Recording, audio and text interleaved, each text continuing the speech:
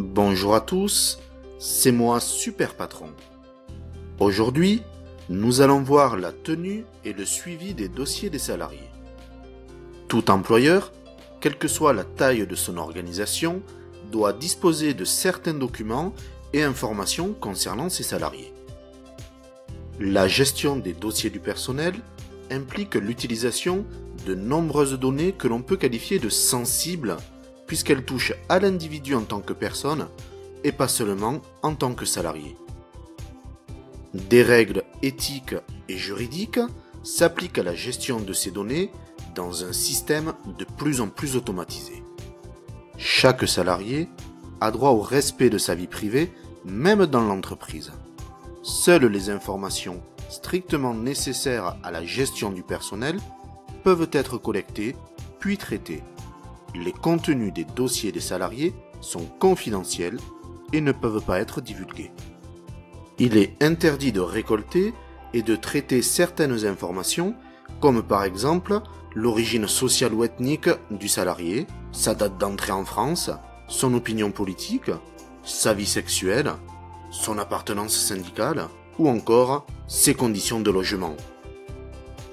Le dossier du salarié ne doit en aucun cas contenir des commentaires excessifs et inappropriés.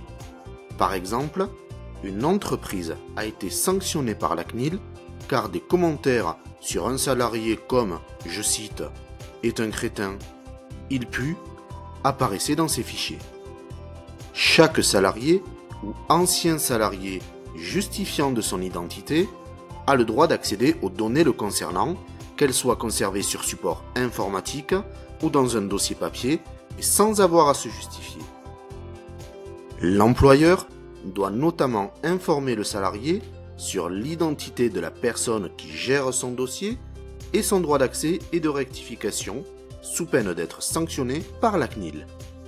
Le dossier d'un salarié peut contenir des informations de différentes natures. Tout d'abord, des informations concernant sa vie privée, des informations sur son identité, ses coordonnées, son numéro de sécurité sociale, ses diplômes, son CV, ainsi qu'une copie de son permis de conduire. Ensuite, le dossier d'un salarié contient des informations relatives à sa carrière au sein de l'entreprise, telles que son contrat de travail, ses avenants, des courriers d'information, les formations auxquelles il a participé, ainsi que ses différentes évaluations. On retrouve aussi des informations de suivi du salarié, telles que ses absences, ses bulletins de paie, les feuilles de présence, des sanctions le cas échéant, et enfin un suivi sur ses prises de congé.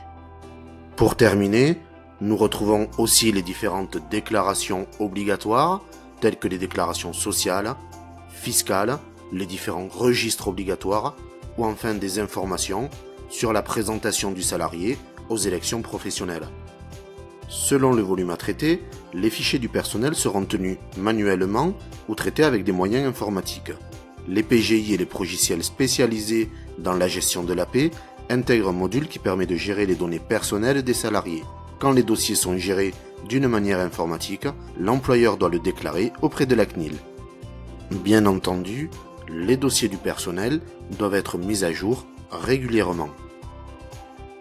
Vous avez maintenant toutes les informations pour tenir et suivre les dossiers du personnel. Je vous remercie de m'avoir écouté. À la prochaine fois. Au revoir.